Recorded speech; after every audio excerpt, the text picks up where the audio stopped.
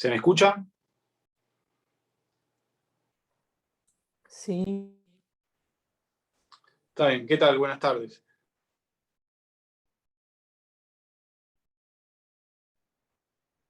Buenas tardes, profesor.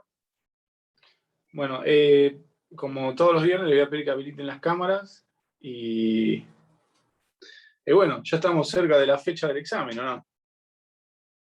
El jueves que viene, ¿no? Sí, el jueves próximo. La mayoría presencial seremos. Sí.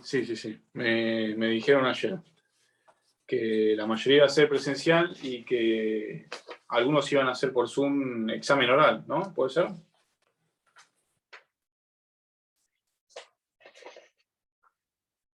Sí, doctor. Bueno.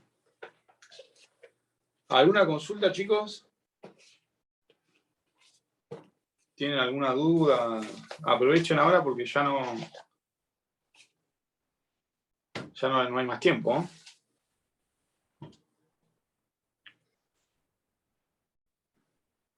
Profe, a mí me quedó una duda del hurto. Sí. Al no haber violencia, ¿se admite la tentativa? Mirá, si esto fuera un examen oral y vos me haces esa pregunta, casi te diría que no podríamos seguir con la segunda pregunta. Bueno, pero no estoy en un examen. No, pero por eso te digo, o sea, lo que te estoy marcando es que en el hurto jamás puede haber violencia. No, ya sé, por eso pregunto, al no haber violencia, ¿se admite la tentativa de hurto? Pero o sea, las teorías de la tentativa fueron las que mencionábamos, ¿sí? La motio, la ilatio rei y demás. Eso fue de las primeras clases que estuvimos hablando, ¿sí? Casi le dedicamos como 30 minutos a hablar de la tentativa o del momento consumativo, ¿sí? Tanto en el hurto como en el robo se admite la tentativa. Por eso ustedes tienen dos posiciones teóricas, que son la teoría de la posibilidad física de disponer de la cosa y la otra teoría, la teoría del desapoderamiento, chicos. ¿Sí? Si querés, te la hago la respuesta más cortita. Sí, admite tentativa. Bien, sí, era eso. Es así de sencillo. Lo que pasa es que si vos no entendés cómo funcionan las posiciones teóricas y cómo funcionan las teorías, no vas a darte cuenta cuándo estás frente al delito tentado y cuándo no. ¿Entendés? Sí. Bien. Hay una cosa que de los trabajos que yo corregí, que vi 2 o 3 trabajos y otra cosa, antes de irnos, si te toca, a Narela, ¿no? ¿Te llamás? Sí. Mirá, si te toca, qué sé yo, una pregunta de hurto, nunca metas en la misma oración la palabra violencia. No, pero yo ya sé que no hay violencia en el hurto, por eso era mi duda. No, pero yo, ¿sabés por qué lo digo? Porque a veces en los exámenes a ustedes los está corriendo el tiempo. ¿Sí? Generalmente los corre el tiempo y la realidad es que los exámenes no son cortos. ¿Sí? Cuando es a desarrollar son 4 o 5 preguntas a desarrollar en 1 hora y cuarto. O sea, están bastante jugados con el tiempo.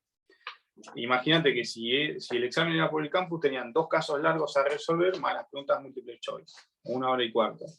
Entonces a veces uno empieza a escribir y escribe de manera apurada, y que también me ha pasado, que uno piensa que está escribiendo algo, ¿sí? Y cuando te lo corrigieron o cuando lo volviste a leer, te quedó una palabra que no iba, o por ahí tradujiste mal la idea que tenías en la mente y escribiste otra cosa. ¿Sí?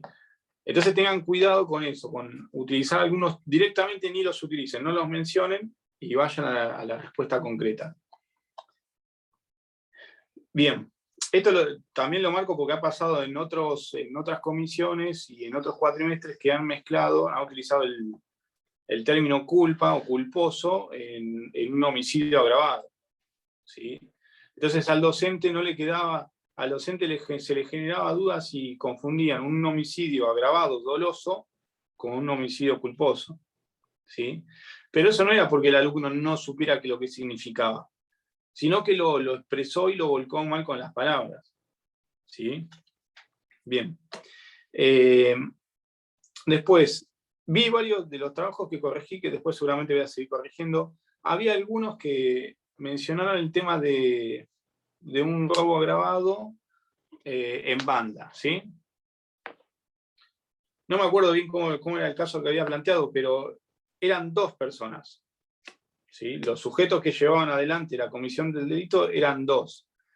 Y algunos de ustedes lo que hicieron fue contar, además de las 2 personas, estas que, vamos a decir, las 2 que llevaban adelante el hecho, además de contar a esta persona, contaban a la víctima. ¿Sí? Entonces decían, bueno, tenemos 2 delincuentes por un lado y tenemos la víctima, son 3. Entonces el robo se agrava porque estamos en presencia de una banda. ¿Sí? No es así. Siempre la banda requiere que sean 3 los sujetos activos. Es decir, que sean 3 los delincuentes, chicos. ¿Sí?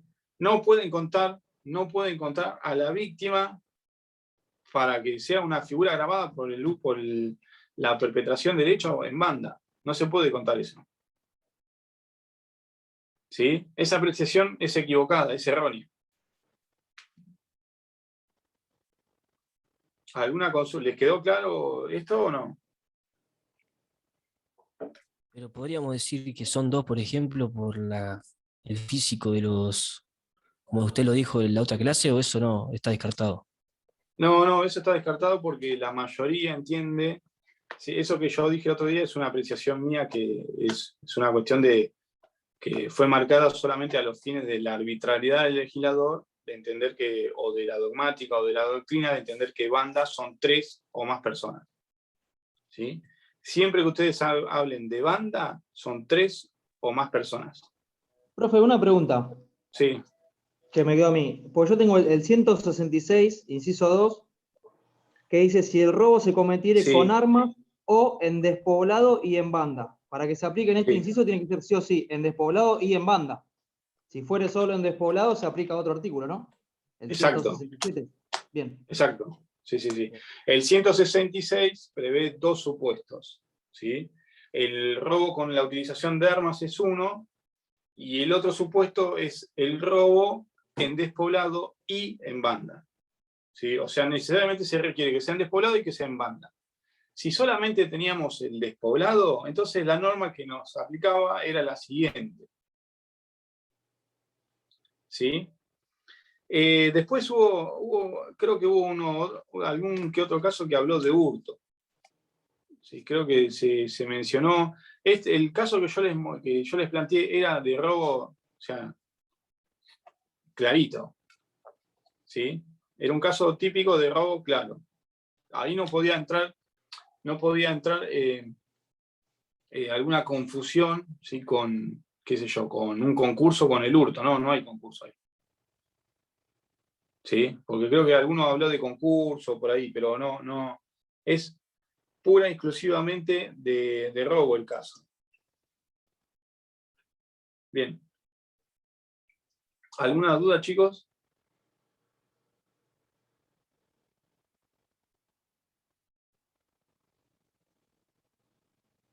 ¿Tienen alguna consulta sobre esto? ¿No? Bien. El lunes van a tener clase conmigo y vamos a ver el delito de aborto. ¿Sí? Vamos a tener las 2 comisiones, que es en el horario del doctor Taza, creo que era a las 5 de la tarde, y vamos a ver exclusivamente el delito de aborto. ¿Sí? Que como es un tema del titular, seguramente si me dijo que lo diera, puede ser que lo llegue a tomar o que llegue a preguntar algo de lo que veamos en clase. ¿Sí? Él subió un apunte sobre el tema en la página de Penal 2 MDQ. Ahí creo que tiene un apunte de Bonpadre y demás, que hace un comentario. Bien. ¿Alguna consulta? ¿No? Bueno. Nosotros la semana pasada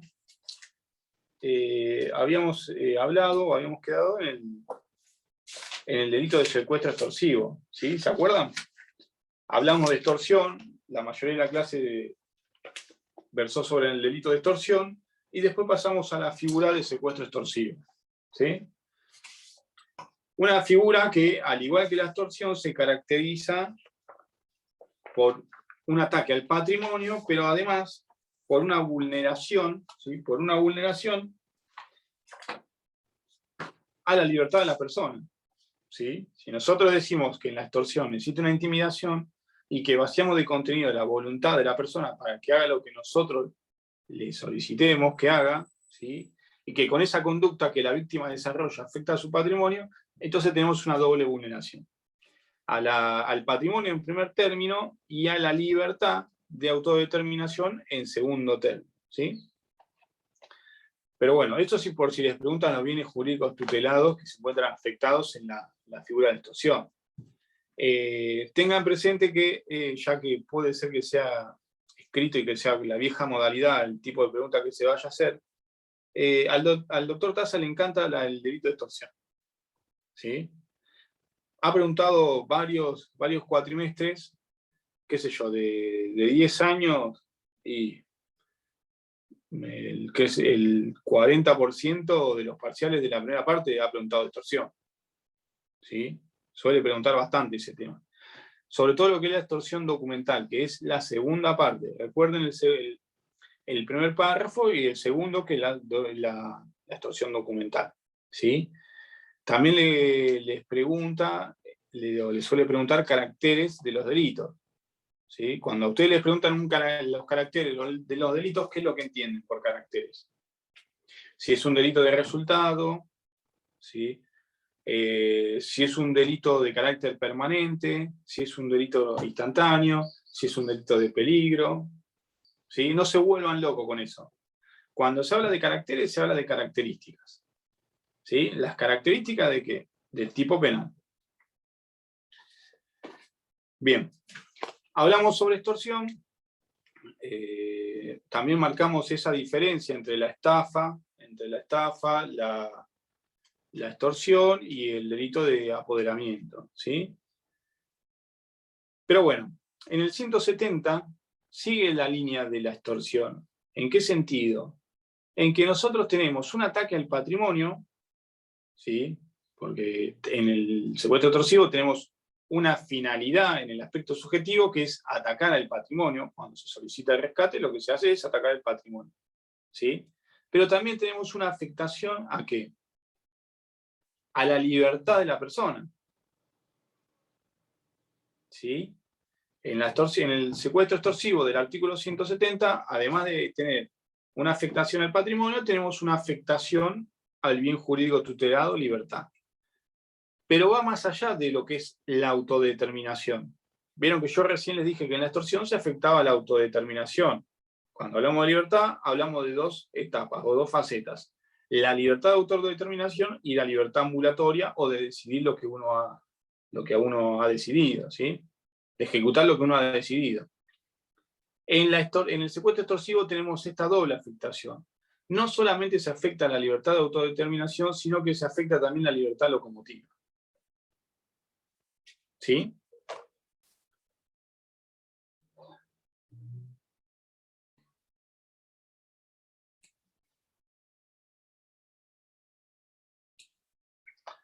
Bien, esta figura ha recibido muchas críticas porque algunos han entendido que quizás la figura del secuestro debería estar en otro capítulo, ¿sí? Que es como delitos contra la libertad.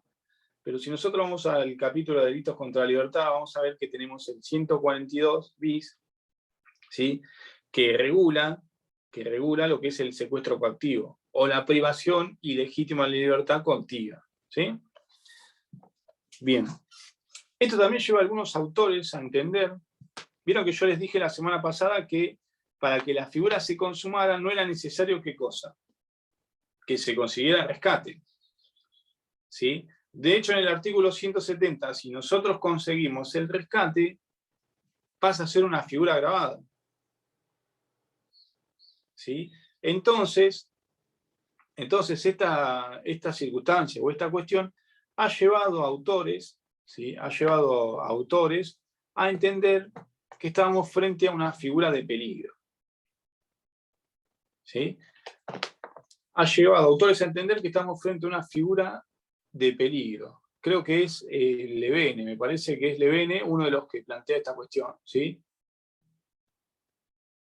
¿Qué es lo que se dice, o lo que ha entendido la mayoría? Es que no podemos entender a la figura del secuestro extorsivo como una figura de peligro, porque eso sería desentenderse de qué cosa. Fíjense que Levene plantea que es una figura de peligro porque no se ha afectado el patrimonio. ¿Sí?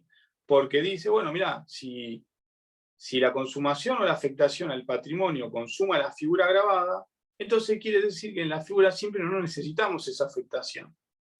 Si no necesitamos esa afectación, quiere decir que el adelantamiento de la punibilidad existe, por lo tanto es un delito de peligro.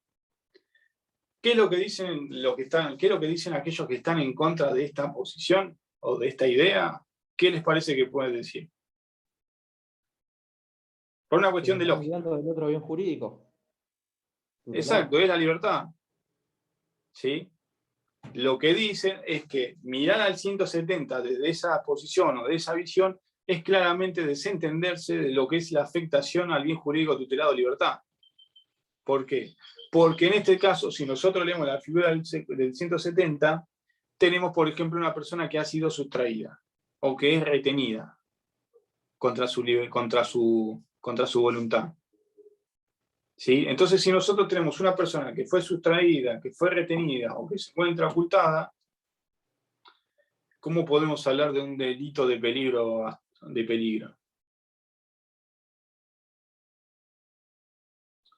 Esta posición claramente resulta la más coherente porque es la que analiza y pone en contexto todo lo que es la figura del 170. Es una mirada completa. Nosotros tenemos una conducta que tiene un doble ataque, como ya les dije recién, ¿sí?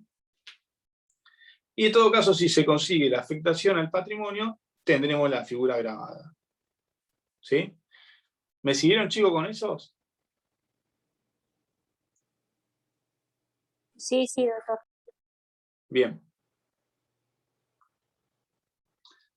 El 170 dice, se impondrá reclusión o prisión de 5 a 15 años al que sustrajere, retuviere u ocultare a una persona para sacar rescate. ¿Sí? Sustraer no tiene mayor dificultad, es sacar a alguien de su lugar, ¿sí? Retener es eso, ¿sí? Significa retener a una persona contra su voluntad. Es decir, por ejemplo, Mariano sustrajo a Gloria y Gastón la retiene en su casa, ¿sí? Y Graciela oculta la situación. Bien. Sujeto pasivo de la figura básica. ¿Quién es el sujeto pasivo? Imaginemos que en este supuesto, al igual como lo que es en el secuestro coactivo, tenemos la posibilidad de que haya una disociación de la víctima. ¿Qué significa esto? Que alguien sea el que paga el rescate, ¿sí? Por ejemplo, no sé, el padre de Mariano, y que Mariano sea la víctima de la privación de la libertad. ¿Sí? En ese caso, el patrimonio que se ha afectado es el del padre de Mariano. Pero el que está sufriendo el ataque a su libertad es Mariano. ¿Sí? Nuevamente, algunos entienden que el sujeto pasivo sería aquel sujeto que ha visto afectado su patrimonio. ¿Sí? Otros entienden, que yo creo que es la posición más razonable, entienden que las víctimas son ambas. ¿Sí? Aquella persona que está privada de su libertad y aquel que responde con su patrimonio. Profe, uno sería víctima del hecho y otro sería víctima del delito. En la teoría que nombré al principio. O algo así. En realidad el complejo delictivo es uno solo. ¿Sí? El complejo delictivo es que se privó de la libertad o se sustrajo a alguien, ¿sí? Que se atenta contra su libertad y que ese atentado contra su libertad tiene una finalidad subjetiva que es sacar un rescate. Visto desde ese punto de vista, es un único complejo delictivo, es un solo hecho. ¿Sí? Después, dentro de ese mismo hecho, pueden haber distintas divisiones. ¿En qué sentido? Pueden ser distintos autores, pueden ser distintas víctimas, ¿sí? pero el complejo delictivo es uno solo. Bien. La figura claramente es dolosa, ¿sí? No hay ningún tipo de dificultad por eso, desde ese aspecto, ¿sí? Recuerden que el elemento subjetivo es una figura dolosa, pero tiene el elemento subjetivo que es ese sacar rescate. ¿Sí? Es ese sacar rescate. Si ustedes lo leen al doctor Taza en su libro, van a ver que ese sacar rescate es un elemento subjetivo, como él lo menciona, que lo diferencia del 142 bis. En el 142 bis, como yo les había leído la semana pasada, lo que se le pide al sujeto pasivo o a la víctima es que haga algo, ¿sí? Deje de hacer o que tolere algo. Es decir, se le pide una conducta positiva o una conducta omisiva, pero se piden conductas al final. En cambio, en ese elemento subjetivo extra es sacar un rescate. Es como medio enroscado, porque enroscado no, es como muy técnico y muy finita la diferencia. ¿Sí? Yo creo que es muy finita la diferencia, porque en definitiva, si yo pago un rescate, estoy haciendo algo. ¿Sí? O sea, desde lo que es la acción material de la víctima, ¿sí? Lo que es la acción material de la víctima o la conducta que desarrolla, puede ser una acción o un hacer algo, un hacer positivo. ¿Qué es esto? Paga el rescate. ¿Sí? Por eso es que tanto el 170 merece tantas críticas y se lo cuestiona en relación al 142 bis, y por eso tenemos ese problema entre el secuestro coactivo y el secuestro extorsivo. ¿Sí?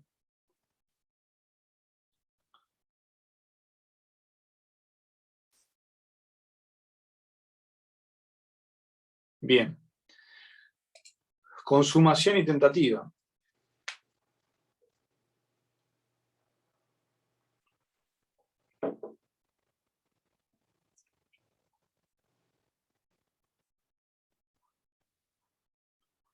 ¿La figura se consuma en qué momento?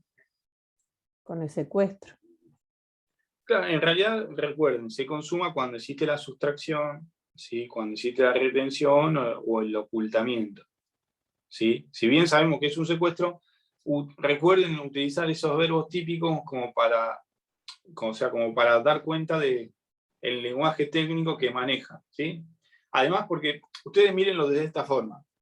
Ustedes son penalistas, van a ser penalistas de penal parte especial 2. Parte general ya lo conocen y ahora están en la parte especial 2. ¿Sí? Si yo digo que hay que hubo una comunidad delictiva en la cual 3 personas se pusieron de acuerdo y privaron de su libertad y realizaron un secuestro extorsivo en el cual cobraron un rescate. ¿Sí? Y yo hago una acusación. Digo, fulanito, menganito, secuestraron a Graciela. ¿Sí? Muy bien. Ustedes supongamos que tienen que realizar esa acusación. Y yo les digo, sí, pero ¿secuestraron qué? ¿Pero en qué participaron? ¿Qué fue lo que hicieron? Y no, secuestraron. Sí, pero ¿en qué? ¿Qué hicieron los 3? ¿Qué secuestro? Supongamos atentar contra la libertad de alguien para pedir rescate. Sí, pero ¿en qué? ¿Qué fue lo que hicieron? Y Mariano sustrajo, Gastón retuvo y Graciela ocultó. Entonces, de esa descripción, ¿sí? También, ¿qué es lo que se asoma? Una coautoría funcional. Si yo digo, no, los 3 son los secuestradores de Graciela, sí, pero ¿y cuál fue su participación en el hecho? Para saber de qué, si somos defensores, también para saber de qué nos defendemos. Exactamente, para saber de qué te defendés. Porque vos pensás, supongamos que yo soy un fiscal y que no manejo tanto la parte especial y digo, bueno, no, los 3 son responsables de secuestro. El secuestro extorsivo de Graciela Funes. Muy bien. Y Mariano lo defiende a Gastón. Y le dice al juez, sí, bueno, está bien, pero ¿cuál es la participación de mi defendido? ¿En qué participó? No, lo secuestró. Sí, pero ¿qué fue lo que hizo? Porque no es lo mismo decir, no, Mariano fue el que la privó, sustrajo a una persona y la privó de su libertad, a decir que la ocultó. Porque supongamos que Mariano es el que ocultó a la víctima. Y yo en el juicio lo acuso de haber sustraído a la víctima. ¿Sí? Y tengo un montón de testigos que presenciaron el momento en que Graciela fue sustraída de la esquina de la Facultad de Derecho. Tengo 20 testigos. Y ninguno de los testigos lo identifica a Mariano. Entonces el juez lo que va a decirte es, mire, señor fiscal, o sea, usted lo acusó a Mariano de haber sustraído, ¿sí?, a Graciela de la esquina de la Facultad de Derecho, diciendo que eso era un secuestro extorsivo. Usted dice que la sustrajo, y la realidad es que los 10, los 15, los 20 testigos que usted trajo, ninguno lo vio a Mariano. Es más, Mariano tiene testigos, ¿sí?, que a esa hora estaba en su domicilio, que se encontraba a 10 kilómetros del lugar.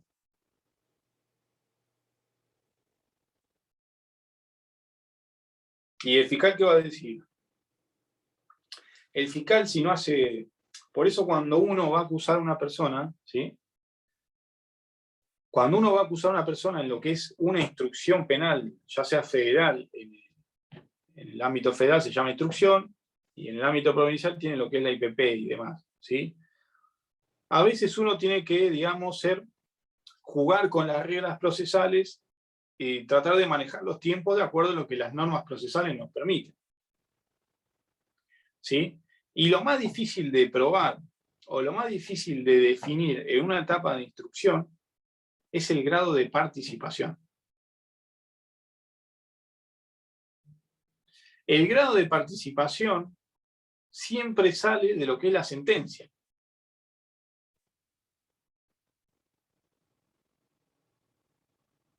¿Sí? Entonces, si yo digo que Mariano fue el que privó de su libertad, pero los elementos de prueba no me avalan,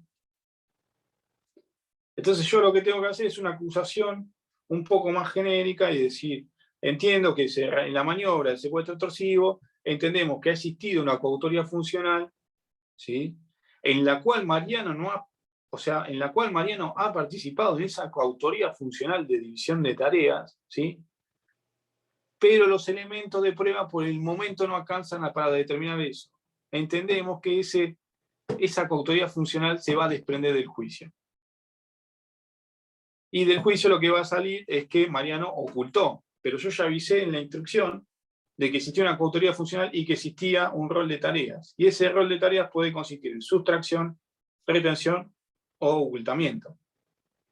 Distinto sería decir, no, yo entiendo que Mariano fue el que sustrajo a Graciela Funes, que es la víctima. Y llegás al juicio y la realidad que quedó demostrado es que Mariano estaba en su casa. ¿Qué hacemos?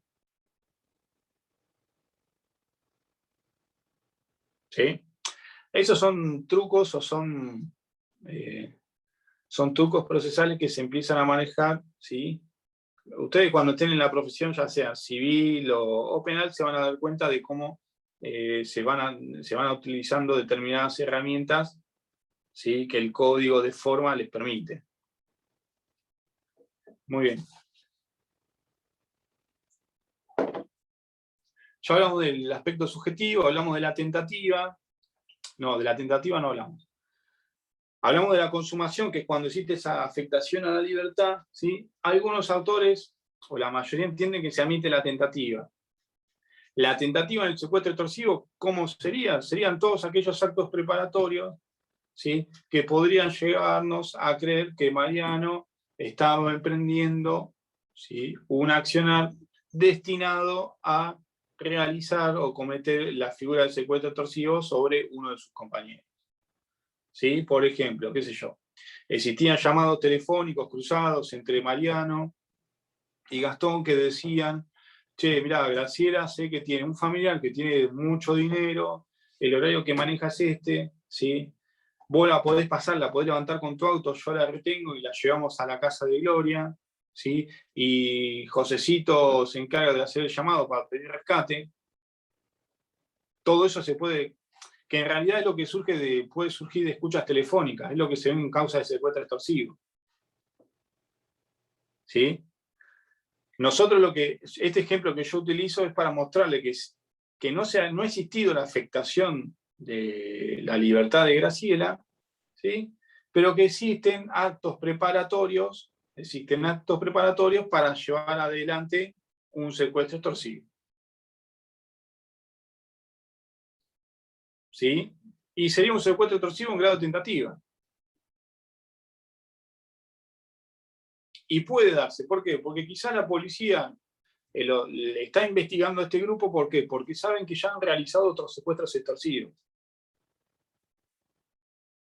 ¿Sí? Entonces saben que esta persona ya cometió el secuestro extorsivo de otra persona y tienen los teléfonos pinchados para ver si consiguen pruebas sobre aquel secuestro anterior y se encuentran con que están planeando llevar adelante otro. ¿Sí? Profe, ¿qué pasa en el hipotético caso de que los atrapen a los delincuentes en el momento de la sustracción, antes de llevarla y ocultarla o de pedir siquiera el rescate? ¿Conformaría el delito eso o quedaría tentado? No, para mí ya configuraría porque tenés un ataque a la libertad. ¿Sí? Y todo ataque a la libertad se consuma de manera inmediata. Bien, bien. ¿Sí? Pero además es por el bien jurídico tutelado del que estamos hablando. Ustedes no se olviden que los dos bienes jurídicos tutelados más importantes, ¿cuáles son? La vida y la libertad. ¿Sí?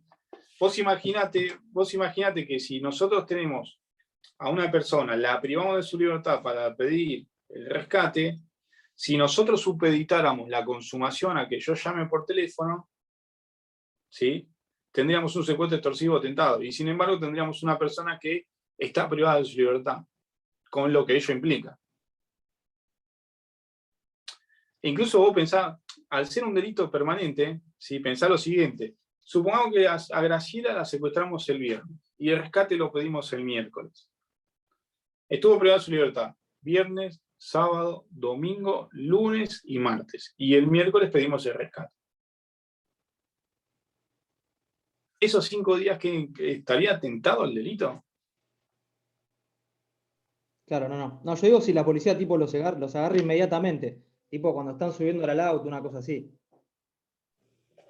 No, porque lo que yo he visto en algunas causas de secuestro extorsivo es que la policía generalmente cuando los agarra es cuando cobraron el rescate. ¿Sí? Y cuando cobraban el rescate, que muchas veces no aparece el rescate, es la figura grabada. ¿Sí? ¿Qué sé yo? Vos ves expediente que te dice, sí, lo seguimos a fulanito hasta que fue y levantó la bolsa que habían dejado en tal lugar, lo seguimos, iba en moto, lo seguimos 5 o 6 cuadras de incógnito, lo perdimos por 2 y lo agarramos. Pero cuando lo agarramos ya no estaba el rescate. Van a ver, o sea, busquen así jurisprudencia y van a ver que justo en esas 2 cuadras que lo perdieron de vista, los sospechosos se deshicieron del rescate. Puede pasar, ¿o no? Bien. La primera figura grabada es si se consigue el rescate, ¿sí? Después, en el inciso primero tenemos las otras figuras agravadas que son las siguientes. Si la víctima fuese mujer embarazada, un menor de 18 años de edad o un mayor de 70 años de edad. En este caso, la figura se agrava, ¿por qué? Por la posición de la víctima. Porque se entiende que están en una situación de vulnerabilidad. ¿Sí? Ya sea un menor de 18 años, una mujer embarazada o un mayor de 70 años. Como en toda figura grabada, para que la misma sea aplicada, se tienen que dar tanto el aspecto objetivo como el subjetivo, y dentro del subjetivo lo que es el conocimiento y la voluntad, ¿sí? Cuando hablamos de mujer embarazada, el sujeto activo tiene que saber que la mujer se encuentra en estado de gravidez. Si lo desconoce, no se le va a poder aplicar el agravante. ¿Sí? Si el hecho se cometiera en la persona de un ascendiente, de un hermano, del cónyuge, o conviviente, o de otro individuo a quien se deba respeto particular. Si el hecho se cometiere en la persona de una ascendiente, de un hermano, del cónyuge o conviviente, o de otro individuo a quien se deba un respeto particular. En este caso, la figura se agrava por el sujeto pasivo, por la calidad del sujeto pasivo. ¿Sí? Se cuestiona que no se pusieron descendientes. Sería una cuestión medio rara también, o sea, uno, qué sé yo, secuestra a un descendiente y a quién le pide rescate. Y hay algunos padres que secuestran a los niños y le piden plata a la madre. Sí, exactamente, ese puede ser un ejemplo, pero, o sea, vos secuestrás a tu hijo y le pedís el rescate a la madre, quizás que tiene, no sé, algún familiar adinerado, pero lo que se critica también es que, más allá de los casos en los que se puede dar, es que no se encuentra una razón valedera como para que se hayan dejado de lado en este inciso. ¿Sí? Porque se dice, bueno, o a cualquier otra persona que se le dé un respeto particular. Como si un padre no pudiera tener un respeto particular por un hijo. ¿Sí? Eso es algo en tono de crítica. 3. Si se causara a la víctima lesiones graves o gravísimas. Esto es por el resultado. ¿Sí? El inciso tercero agrava por el resultado. Cuando la víctima sea una persona discapacitada, enferma o que no pueda valerse por sí misma, otra vez la posición de la víctima en situación de vulnerabilidad, ¿sí? Cuando la gente sea funcionario o empleado público o pertenezca o haya pertenecido a alguna fuerza de seguridad u organismo de inteligencia del Estado. En este caso tiene que ver con la posición del sujeto activo, es decir, una persona que se encuentra, ¿sí?, capacitada en determinados aspectos que facilitan la tarea delictiva. ¿Sí? Qué sé yo, una persona que trabajó para una fuerza de inteligencia, sabe cómo tiene que moverse, sabe qué es lo que tiene que hacer, ¿sí? Entonces, esa posición que ha ocupado en el Estado lo termina beneficiando. Pero además, dicen que la figura se agrava porque estas personas han, digamos, defraudado la confianza que el Estado ha depositado en ellas. ¿Sí? Cuando participan en el hecho 3 o más personas, otra vez aparece la posición de ventaja de los sujetos activos, ¿sí?, que se da por esa pluralidad de sujetos intervinientes. No es lo mismo defenderse de una sola persona que... Sí. En el inciso anterior, cuando la gente sea funcionario o empleado público, una maestra de escuela pública es una empleada pública, ¿no? No, pero se entiende que son las fuerzas que están referidas a las cuestiones que tienen que ver con seguridad y demás. Bien. ¿Sí? Está bien hecha la aclaración. Porque en ese sentido no tendría sentido, si estamos hablando de que los sujetos activos tienen que tener cierta posición de ventaja por las funciones que digamos que desempeñaron en el Estado o en la función pública, ¿cuál sería la ventaja de una maestra de, no sé, de jardín? No sé, Sí. hacer figuras de colores, no sé, o juegos lúdicos, no sé. ¿Sí? Por eso, tiene que ver con aquellos que han participado en agencias de seguridad o en fuerzas de seguridad. Bien. Pero una maestra también puede saber cuando una familia es pudiente, cómo poder secuestrar a la criatura. ¿Una maestra cómo saber secuestrar a una criatura? Yo creo que Pero, no. Porque saben los domicilios, saben los horarios, saben todo. sí, pero en realidad no, pero eso es para obtener información, si se quiere. Pero cuando se habla de empleados públicos que han trabajado en fuerzas, es cómo llevar adelante este tipo de tareas. ¿Sí? ¿Cómo que qué tiempo tiene, qué sé yo, en qué tiempo se tiene que realizar la tarea, cuál es la logística, dónde lo van a llevar? ¿Sí? No tiene que ver con ese tipo de información, sino en cómo van a ejecutar y van a desarrollar la tarea.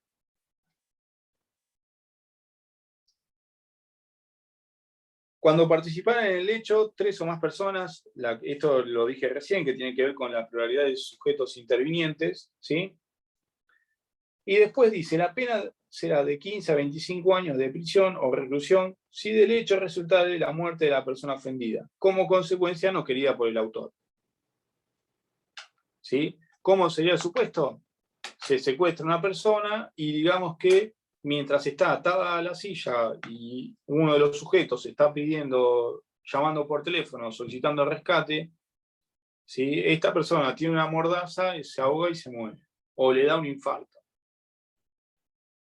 Esa es una situación que no fue querida por el autor, pero se dio. ¿Sí? Entonces, en este caso, nosotros atribuimos el resultado más allá de lo que fue la voluntad del sujeto activo. Si fuera querida, profe, habría un concurso con homicidio. Si fuera querida, tenemos que ir al siguiente párrafo que dice: la pena será de prisión o reclusión perpetua si se causara intencionalmente la muerte de la persona ofendida. ¿Sí? En este caso, el sujeto activo quiere la muerte de la persona, de la víctima, y por eso le aplicamos, ¿sí? Por eso le aplicamos la prisión perpetua. Hace muchos años, ¿se acuerdan? Yo no sé, muchos de ustedes serían muy chicos, pero se dio el caso de una persona que fue secuestrada, ¿sí? Digamos que logró escapar del lugar en el cual se encontraba retenido y fue fusilado en la calle. Bloomberg dijo. Sí, creo que encima salió, estaba en la calle, solicitaba auxilio y las personas que lo ultimaron decían que en realidad no era una víctima de secuestro, sino que les había robado o algo así. Medio como para lograr, ¿sí?, desquitarse con este caso, con la víctima. Bien. La pena del partícipe que, desvinculándose de los otros, se esforzare de modo que la víctima recupere la libertad, sin que tal resultado fuese la consecuencia del pago del precio de la libertad, se reducirá de 1/3 a la mitad. ¿Cómo es este supuesto? Es lo que se llama la delación premiada, ¿sí? Es decir, Matías, Mariano y Gastón, ¿sí?, se ponen de acuerdo para secuestrar a Graciela.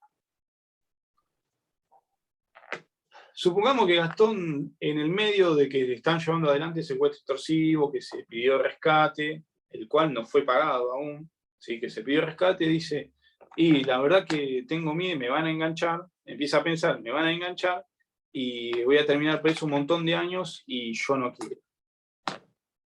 La verdad que no quiero, porque ya estuve detenido en otras oportunidades, me quiero abrir. Y Gastón, para abrirse y para, digamos, conseguir que se le reduzca la pena, ¿qué es lo que hace?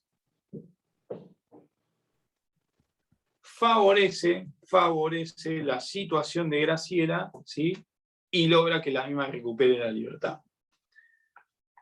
Desvinculándose de los otros, se esforzare de modo que la víctima recupere la libertad.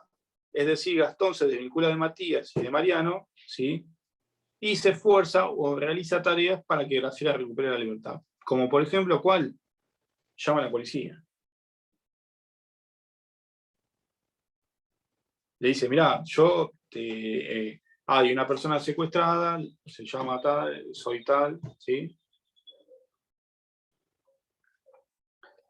Esta es la famosa delación premiada que es criticada a veces porque aparecen distintas figuras, y es lo que se dice es el delator, ¿sí? Es la persona que participó de un hecho y que después, ¿sí?, delata a los compañeros.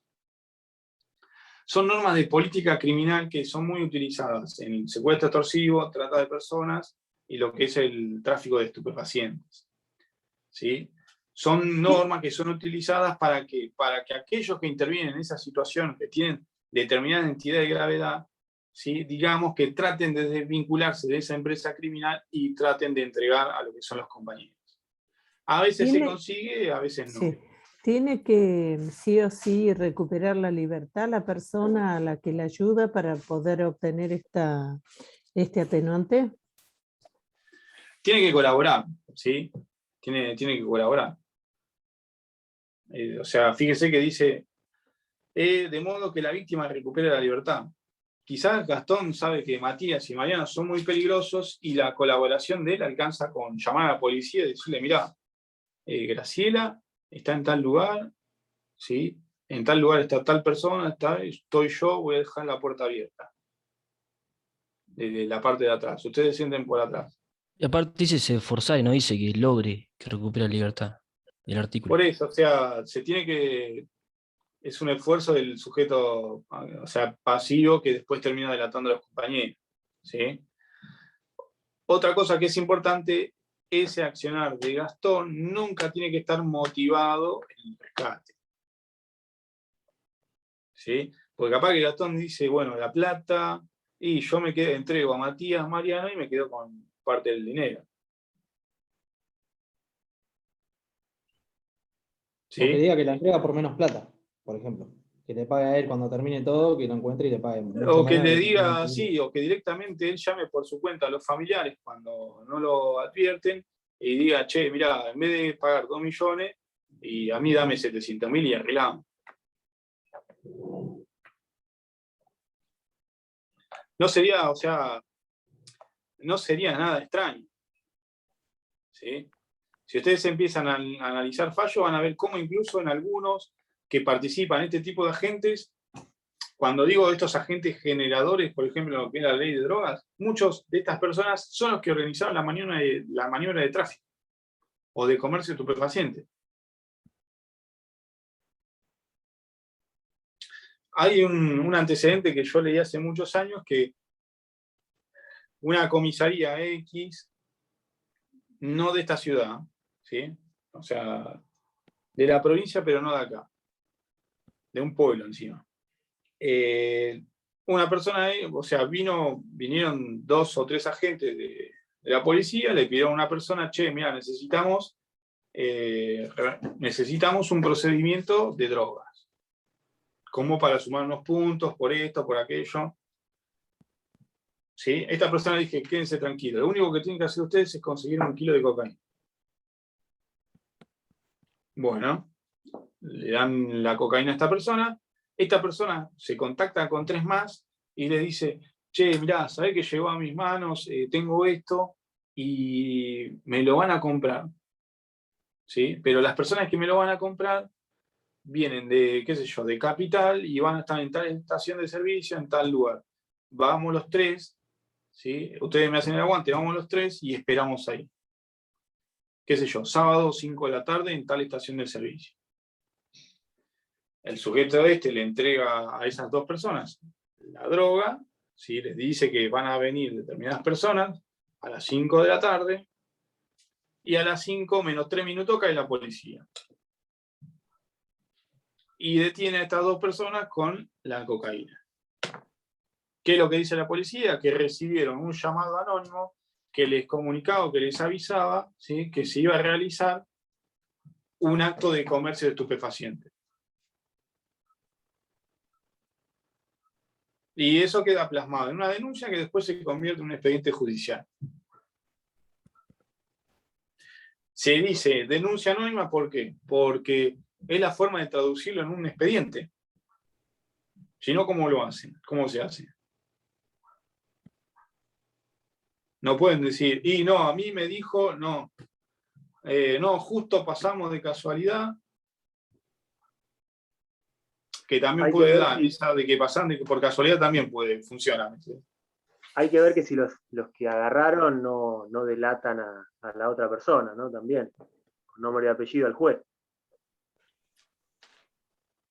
Sí, pero a veces no, o sea, en este expediente no me acuerdo por qué cómo fue que se descubrió la maniobra. Sí, pero terminó en casación. Casación en su momento anuló ese procedimiento justamente por esto. Mirá, si no me falla la memoria, creo que se dieron cuenta porque no es que o sea, porque a veces se ponen como, digamos, vamos a utilizar este término, golosos. Entonces les salió bien una, ¿sí? Les salió bien una y repiten. Y repiten, y repiten, y repiten. Hasta que un día un juez agarra y dice, che, pero pará, ¿cómo que siempre lo mismo y siempre intervienen las mismas personas? ¿Qué pasa acá? Y da la casualidad que en uno de estos expedientes, esta persona que concerta la operación se presenta como colaborador. Porque a veces se traduce como una denuncia anónima, a veces se traduce como alguien que acerca un dato. ¿Sí? Ustedes siempre recuerden que en el derecho, en los procesos penales, cuando hay una denuncia anónima, no existe el denunciante. No se tienen los datos. Entonces, si no se tienen los datos, ¿cómo podés corroborar esos hechos? Que el denunciante es un denunciante real y que no es alguien que acerca un dato. O quizás el procedimiento es todo válido, se ajusta a derecho, pero por ahí la policía tomó conocimiento de forma irregular.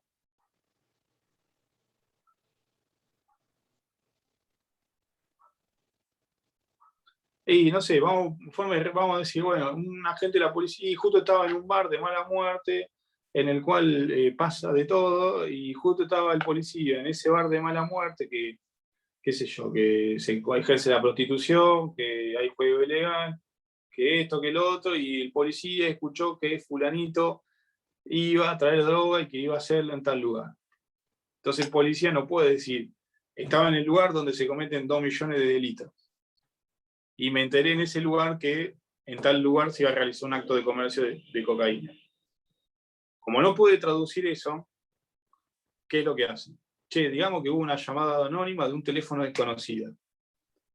Que el oficial de servicio se encontraba, recibió un llamado anónimo, que la llamada decía número desconocido, que alertaba que el día sábado a las 17 de la tarde se iba a hacer un pase de estupefacientes.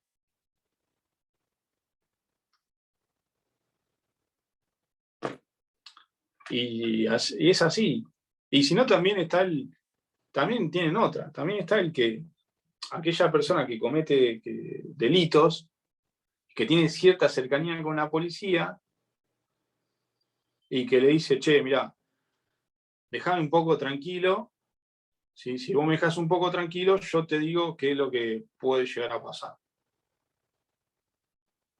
Bueno, está bien, te dejamos un poco tranquilo. Contame, ¿qué tenés?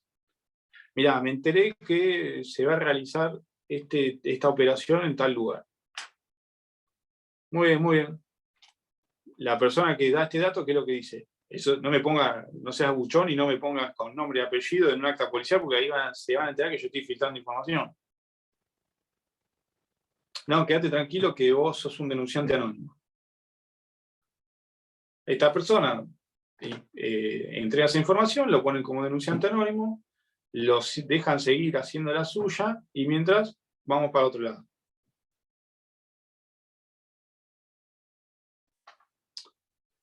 O sea, el proceso tiene todo ese tipo de trampas, ¿sí? Es así. Es lo mismo que por ejemplo, cuando la policía levanta a alguien en la calle y pone AA, ¿sí? Cuando se pone averiguación de antecedentes, ¿qué es lo que justifica eso en un libro de guardia? Justifica que en realidad yo te paré a vos porque quería averiguar quién eras y te llevo a la comisaría para constatar tus datos. ¿Sí? Distinto de decir que porque cuando alguien entra a una comisaría se deja el registro de todo, de por qué ingresó. O sea, un policía está trayendo a una persona detenida, tiene que dejar asentado por qué lo trajo. Entonces es distinto poner por AA a decir, y no, lo trajimos porque lo encontramos como un arma. Hay un hecho muy famoso que sucedió hace unos años en Mar del Plata que justamente había pasado eso. Detuvieron a una persona, la policía le exigió algo de dinero, le dijeron, mira, si me das 10.000 pesos, te ponemos como AA y zafás. La persona entregó eso, lo dejaron seguir y mató a un comerciante a los 20 minutos. ¿Sí? Bien, ya me fui de tema con esto. Vamos a cerrar con el 172, chicos. El 172 es la estafa, ¿sí? El 172 dice que será reprimido con prisión de 1 mes a 6 años el que defraudare a otro con nombre supuesto, calidad simulada, falsos títulos, influencia mentida, abuso de confianza o aparentando bienes, crédito, comisión, empresa o negociación o valiéndose cualquier otro ardid o engaño. Yo cuando empezaron los viernes les dije que tenían que distinguir entre la figura de apoderamiento, las figuras de extorsión o intimidación, ¿sí? Y la figura de estafa y defraudaciones. ¿Por qué? Porque una cosa es apoderarse, otra cosa es atacar el patrimonio intimidando a alguien, y otra cosa es engañar como se hace en la estafa y las defraudaciones. ¿Sí? Si ustedes leen el 172, van a ver que el 172 les enumera ejemplos de cómo defraudar. ¿Sí? Dice, el que defraudare a otro con nombre supuesto, calidad simulada, falsos títulos, influencia mentida, abuso de confianza, aparentando bienes, crédito. ¿Sí? Imagínense que yo me presento ante ustedes los viernes y le digo, bueno, sí, en realidad, o sea, me gusta el derecho penal, pero no ejerzo, yo soy un inversor inmobiliario y tengo una empresa constructora. ¿Sí? Y ahora estamos haciendo como 5 torres con departamentos de lujo, ¿sí? Les simulo una situación o les presento una imagen en la cual ustedes ven un tipo primero confiable, ¿sí? Solvente económicamente, pero sobre todo que se muestra como un gran hombre de negocios, ¿sí? Que maneja inversiones constantemente. En esa imagen que yo les creo a ustedes, un día vengo y les digo, sí, tengo un negocio y estoy necesitando inversores, qué sé yo, pero a los inversores como decidimos cambiar la orientación de la empresa, decidimos que en vez de tener grandes inversores, ¿sí? Abrirnos un poco más y que cualquier persona pueda invertir con lo que tiene. ¿Sí? Entonces, como cualquier persona puede invertir con lo que tiene, no le pedimos un piso. Ustedes pueden participar con $1000, $10.000, $100.000, $500.000, $50.000, lo que sea. Entonces ustedes piensan, dicen, che, pero pará, y la verdad que el tipo es confiable, sí, me parece que me va a hacer ganar plata, ¿sí? Me prometió que voy a tener tantas ganancias. Y bueno, más sí, yo le voy a entregar la plata. Total, yo voy a conseguir una ganancia de acuerdo a lo que él me dice. De acuerdo a lo que esta persona que se presenta como confiable, solvente y que sabe de negocios, me dice. Entonces le entregó $10.000. ¿Sí? Al mes vienen ustedes y me dicen, y mirá, ¿sabés qué? Estaría necesitando esa ganancia que me prometiste. Sí, tranquilo, quedate tranquilo que ya viene lo tuyo. Yo te llamo. Una semana después, me vuelven a llamar y te digo, no, mirá, todavía no, el mercado en Estados Unidos está como medio complicado. Y usted me dice, pero ¿qué tiene que ver Estados Unidos con los edificios de acá? Sí, bueno, pero yo saqué la plata para invertir. Me vuelven a llamar y directamente no los atiendo. En realidad, todo lo que yo había montado era una escena, una mise en scène, como dicen los franceses, ¿sí?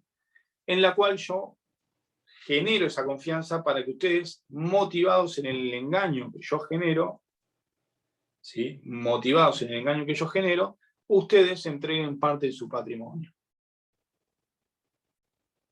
Es decir, existe un error por parte de ustedes, pero que es motivado por lo que yo hago. ¿Sí? Eso es una defraudación. Eso es una estafa. Ustedes se desprenden de parte de su patrimonio motivados en la situación que yo generé.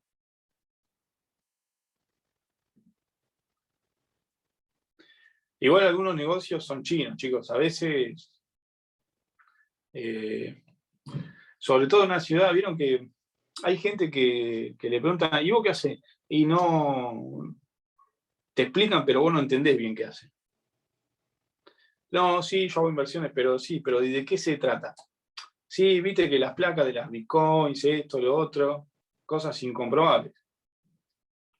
¿sí? O qué sé yo he escuchado decir, bueno, mira, vos tenés una ganancia del 25% por año. Muy bien. ¿Y cómo funciona esto? Bueno, mira, vos me entregás $10.000 y en el año ganás $2.500. ¿Sí? El primer año vas a ganar $2.500. Entonces yo le entrego $10.000 a esta persona y el primer año me devuelve 2.500. Viene y te dice, acá está tu ganancia, 2.500. Sí, bueno, pero viene el segundo año, tomá, acá tenés el otro 2.500, 5.000. Pero si uno se pone a pensar de manera gruesa, en realidad te está devolviendo la plata que vos ya le diste. Porque no es que te devuelve los 10.000 que vos le diste, te da 2.500. ¿Sí? Entonces, con esa plata, muchas veces, ¿qué es lo que se hace? Vos entregas 10.000, te dicen, mirá, en el año ganaste 2.500, tomás 2.500, y la plata que reúne ese dinero, ¿qué es lo que hace? La mueve. La invierte. Entonces, ella con esa inversión es plata que va quedando para ellos. Trabajan tu plata, sin que te des cuenta. Algunos son más chantas que otros, y ¿qué es lo que sucede? Vos les entregás el dinero, te plantean una escena que no existe, y se fueron con la plata. ¿Sí? Y vos después tratás de reclamar. ¿Esto cómo se presenta? ¿Como asesores económicos, financieros, algo de eso?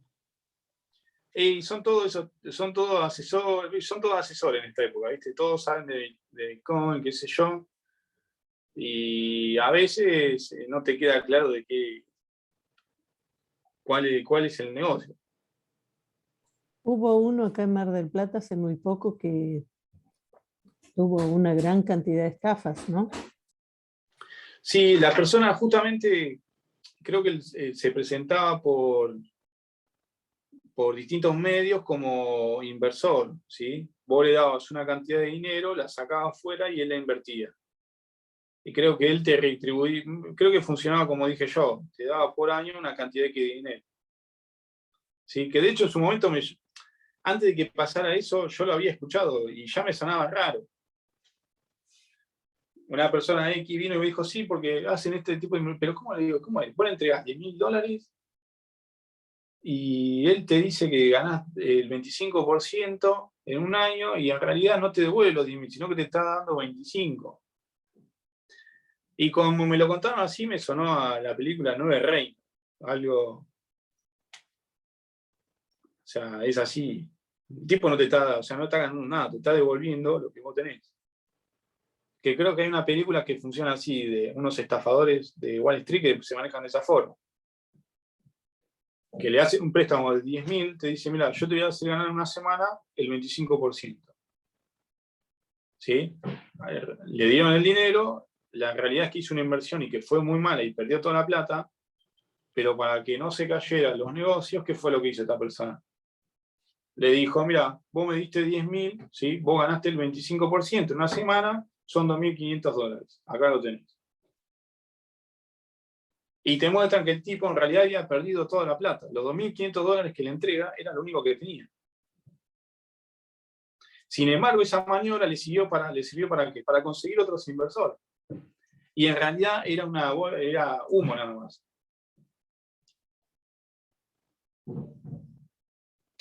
Era humo. Si ustedes, todo esto se ve, igual ya con estas maniobras que yo les digo, nos estamos yendo de lo que eso es la estafa propiamente dicha. ¿Sí? Ustedes recuerden que la estafa es justamente eso, es engañar a alguien, simular una situación para que se desprenda el patrimonio. ¿Sí?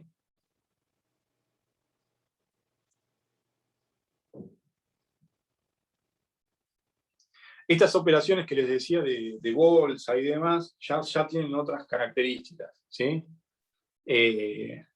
¿Cuál le hizo una Ponzi? No sé qué significa eso.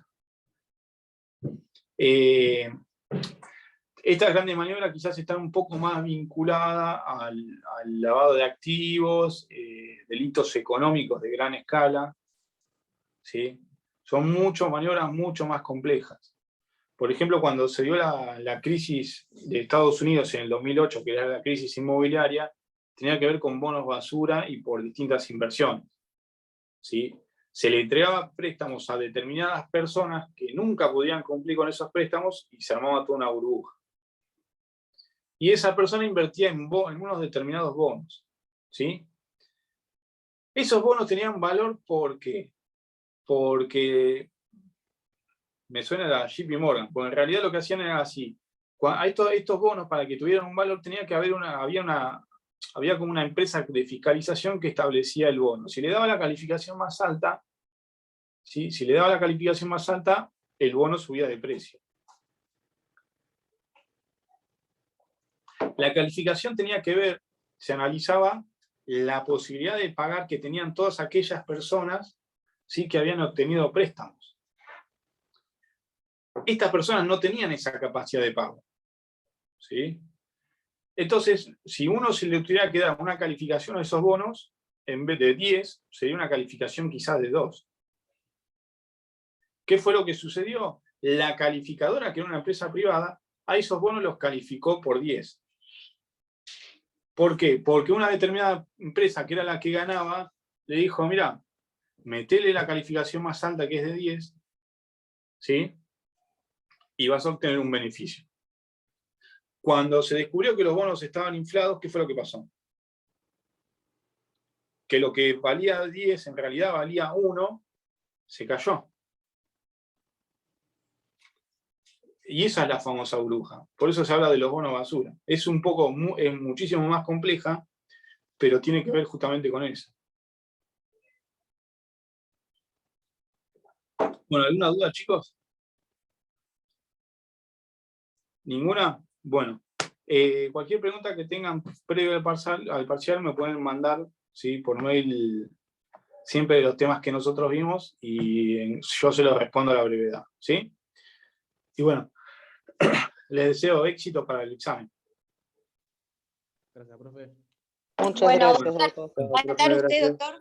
Buen fin de... ¿Va a estar en el examen? creo que sí, creo que sí. Ah, bueno. Hasta luego. Chau, chau. Hasta luego.